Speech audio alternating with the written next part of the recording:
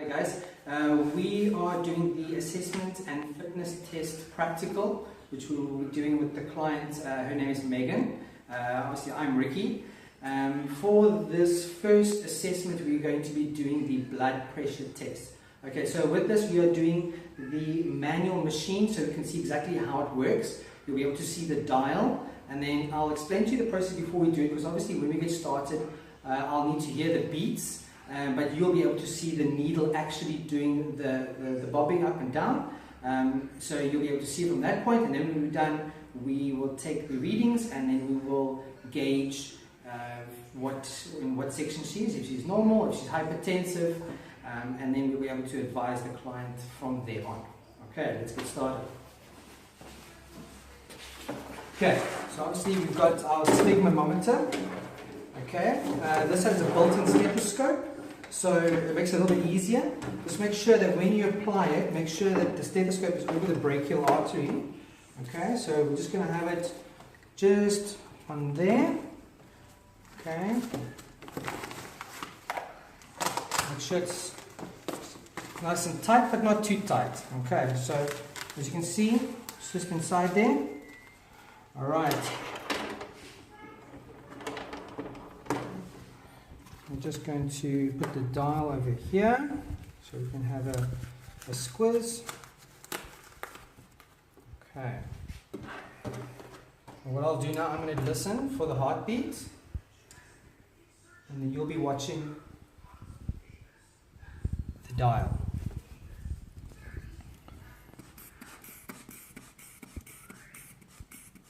Okay, we're going to try and get it to around about 180, 190. We'll slowly let the air out.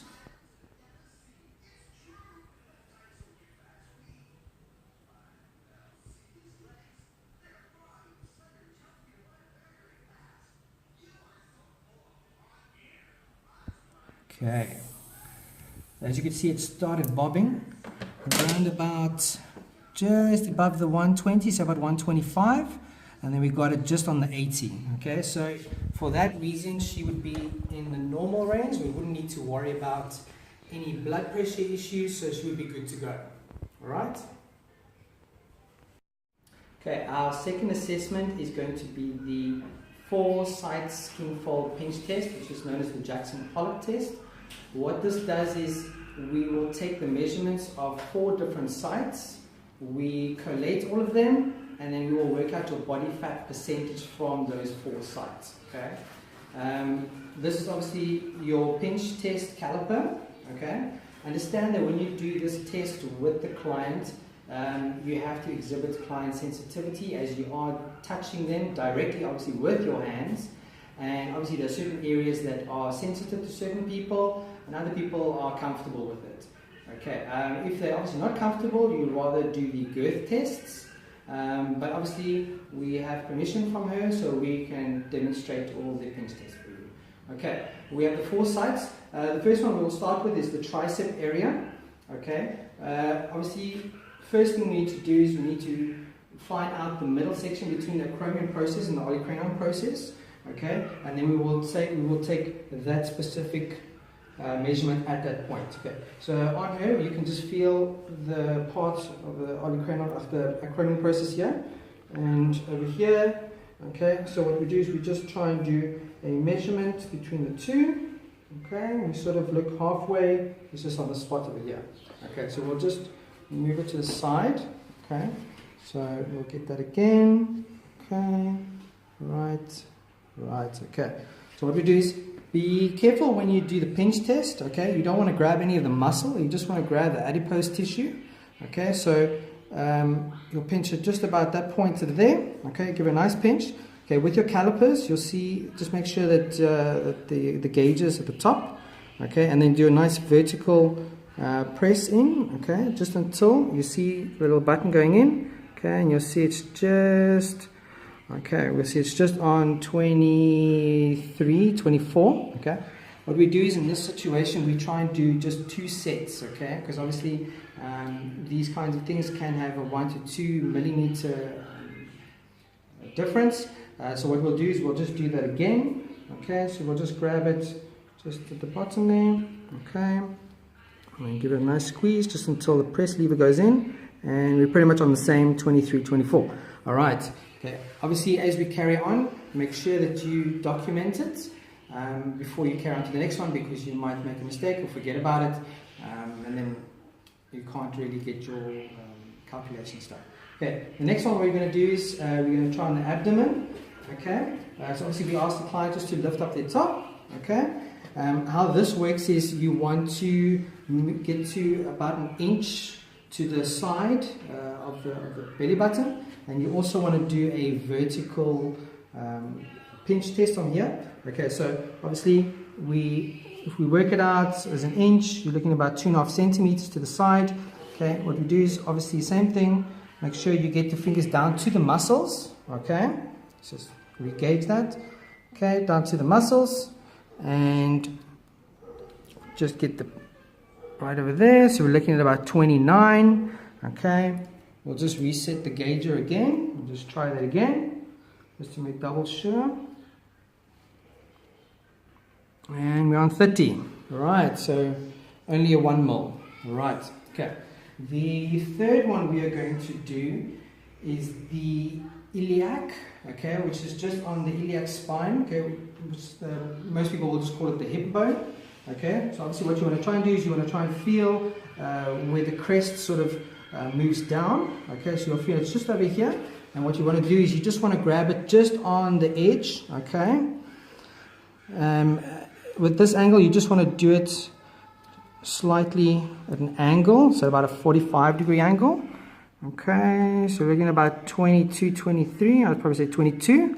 Okay, let's just reset it. We'll just do that again. Okay, make sure you're on the bone. Okay, and 21. Okay, obviously once you've done all these measurements, you just do the average, and you choose the average quotient, and then you'll be sorted out. Okay, last one we're going to be doing is the thigh area. Okay, so what you want the client to just rest the weight onto the one side, so obviously the thigh is relaxed, and we can actually get to do the pinch test without much difficulty. Right, okay, let's just reset the calipers. Okay, same over here. What you want to make sure is you want the center between the inguinal crease and the patella, okay, just above there. Okay, so if we look at that, we're looking at probably right about there. Okay, what we want to do is same thing, just grab the skin and the adipose tissue, but you can feel the muscles. Okay, and just do a vertical test. All right, so we're looking at about 32. Okay, we'll just check it again.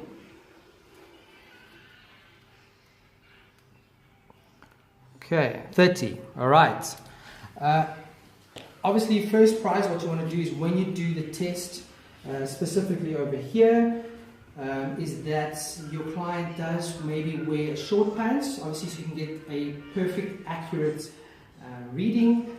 But in these situations, you're not going to have much of a difference, so you'll be fine. Okay. So obviously, add up all the amounts, and you will have in your body fat percentage, which you can then gauge as the weeks go on. As you train, you'll be able to do the measurements and see reductions or increases, and you'll be able to adjust your training from there. All right. Okay, our third assessment is going to be for the girth. Okay, what happens with this? We use our tape, and we do the circumference of specific parts of the body. With this test, we are going to be doing a girth test on the biceps, flexed and unflexed, and then we were choosing just the forearm, okay, obviously on the thickest part. All right, okay, so we're going to do the forearm first.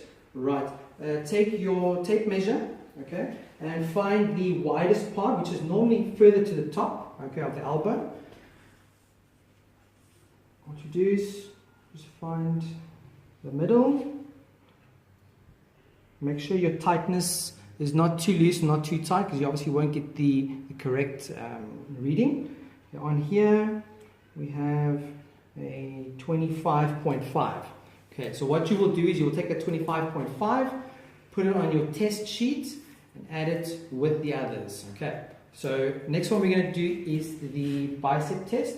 We will leave the arm just relaxed to the side. Okay. What we'll do is pop it through the side. Okay. What you want is to try and get between the middle. Again, of the olecranon process, the Kroman process and olecranon process, just as we did with the fat caliper test. Okay. Right. Got it. Just on 30. Right. Pop that into your recording sheet and jump on to the next one. Okay, next one is the flexed bicep test. Right, what you want to do is arm nice and straight and make sure the client has a nice flex in it. And what you want to do is just get just on the crest of it, so you have the maximum girth reading.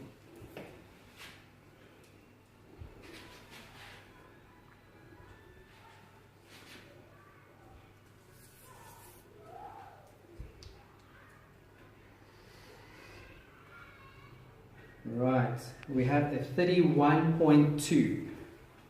So what you obviously do, add all those together and you will start collating all your girth measurements. Good.